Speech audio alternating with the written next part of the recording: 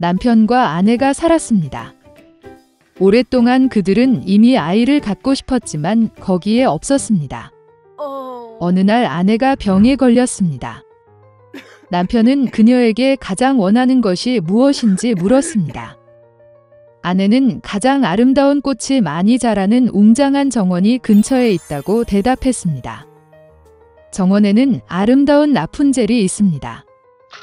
너무 신선하고 녹색이어서 그녀가 정말 맛보고 싶었습니다.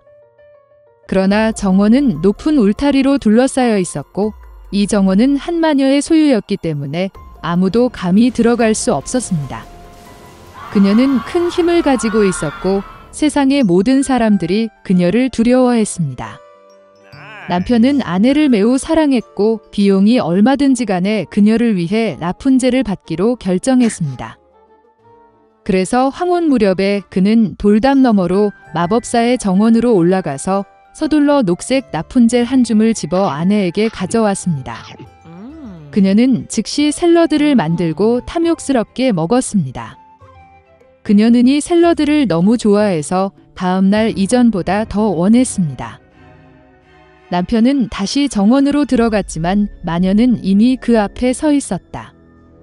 그녀는 화가 나서 그를 노려보며 그가 라푼젤을 훔친 것에 대해 많은 돈을 지불하겠다고 말했습니다. 그는 매우 아픈 아내를 위해 라푼젤을 찢었기 때문에 마법사에게 화를 내지 말라고 요청했습니다. 그리고 그는 그녀를 너무 사랑합니다. 마녀의 분노가 조금 지나갔고 그녀는 그것이 사실이라면 그가 원하는 만큼 라푼젤을 모으도록 허용하지만 한 가지 조건으로 말했다. 그는 아내에게 태어날 아이를 마녀에게 주어야 할 것입니다. 남편은 두려움에 동의했습니다.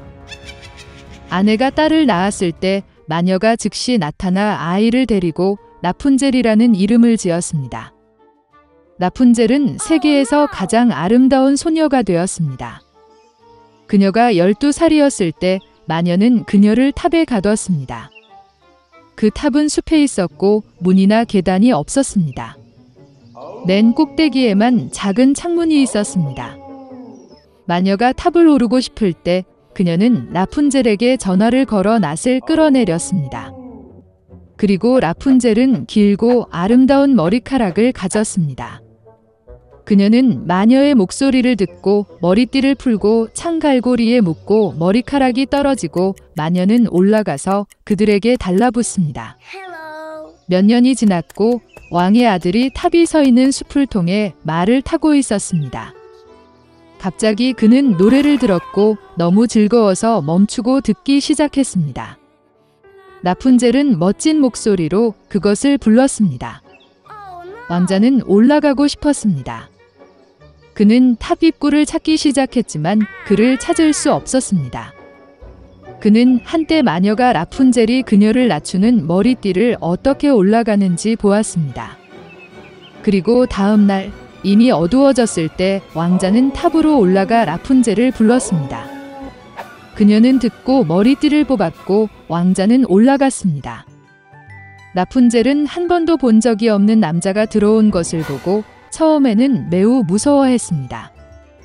그러나 왕자는 그녀에게 다정하게 말하고 그의 마음이 노래에 너무 감동되어 반드시 그녀를 만나기로 결심했다고 말했다. 그런 다음 러펀젤은 두려워하지 않았고 그가 결혼하기로 동의했는지 물었을 때 그녀는 동의하고 그에게 손을 내밀었습니다. 그러나 그들은 함께 내려가는 방법을 몰랐습니다. 그들은 왕자가 오면 매번 그와 함께 실크 조각을 가져가고 라푼젤이 사다리를 엮을 것이라는 것을 알아냈습니다. 그리고 사다리가 준비되면 그들은 함께 내려가서 떠날 것입니다. 마법사는 어느 날 라푼젤이 왕자를 끌어올리는 것이 쉬운 이유를 물을 때까지 아무것도 눈치채지 못했습니다. 마법사는 모든 것을 이해하고 화를 내고 라푼젤의 아름다운 머리카락에 분노했습니다. 나는 그들을 왼팔에 여러 번 감았고 오른손으로 가위를 잡고 잘라냅니다. 그녀는 마법사를 라푼젤의 울창한 덤불로 데려가 그곳에 숨겼습니다. 그녀는 잘린 머리띠를 창갈고리에 묶고 왕의 아들이 나타나자 그들을 아래로 당겼다. 왕자는 올라가서 마녀를 보았다. 그녀는 악의적인 표정으로 그를 바라보았고 그는 결코 라푼젤을 보지 않을 것이라고 말했습니다.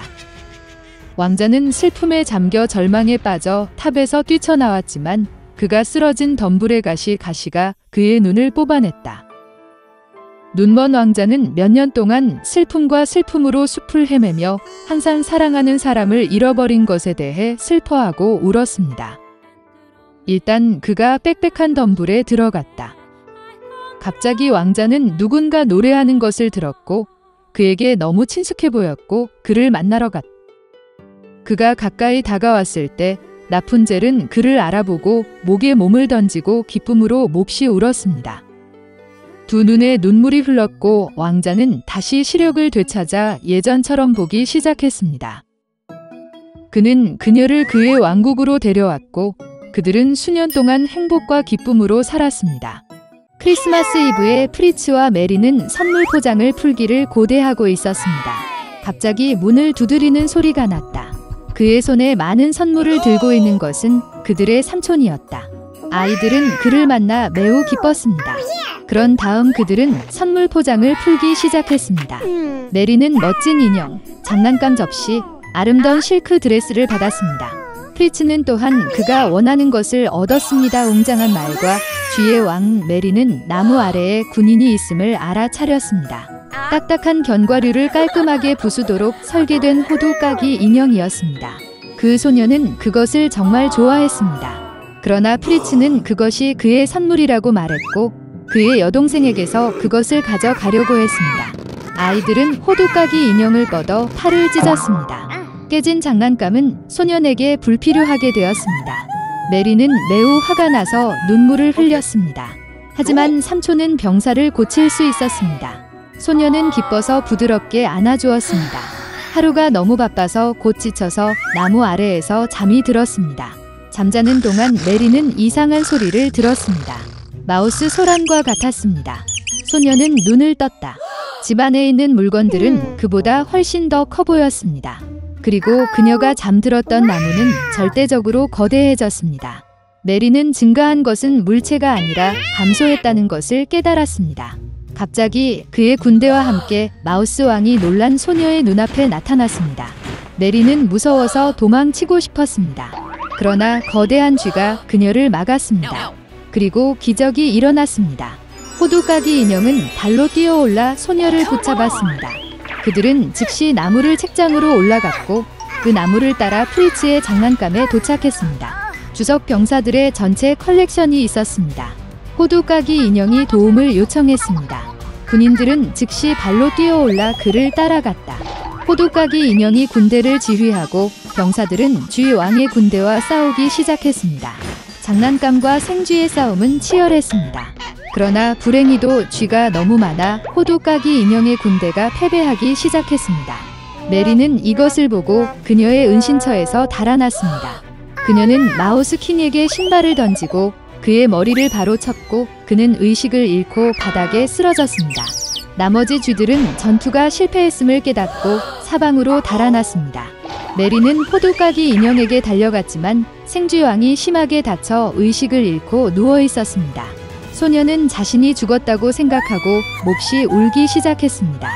그리고 갑자기 메리 뒤에 아름다운 요정이 나타났습니다. 그녀는 소녀를 돕기로 결정했습니다.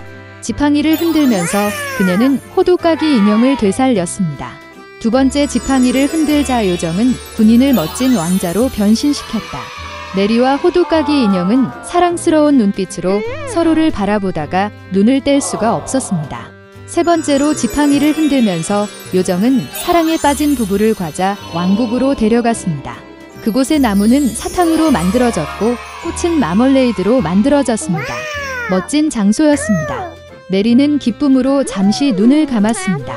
그리고 갑자기 그녀의 이름을 부르는 어머니의 목소리가 들렸습니다. 소녀는 눈을 뜨고 혼란스러워하는 어머니를 보았다. 메리는 또한 무슨 일이 일어나고 있는지 이해할 수 없었습니다. 소녀는 자신의 멋진 여행에 대해 이야기했지만 어머니는 달콤하게 미소를 지었습니다. 그런 다음 메리는 탈에 있는 백납 호두 까기 인형을 보았습니다. 그리고 그녀는 밤새도록 나무 아래에서 잤다는 것을 깨달았습니다. 그리고 그녀에게 일어난 모든 일은 생생한 꿈이었습니다. 몇 년 후 대부의 조카가 메리와 프리츠를 방문했습니다.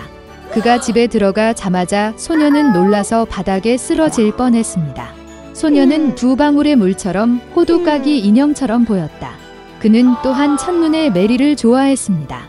얼마 후 그들은 결혼하여 마법의 과자 왕국에서보다 더 나쁘지 않게 살았습니다.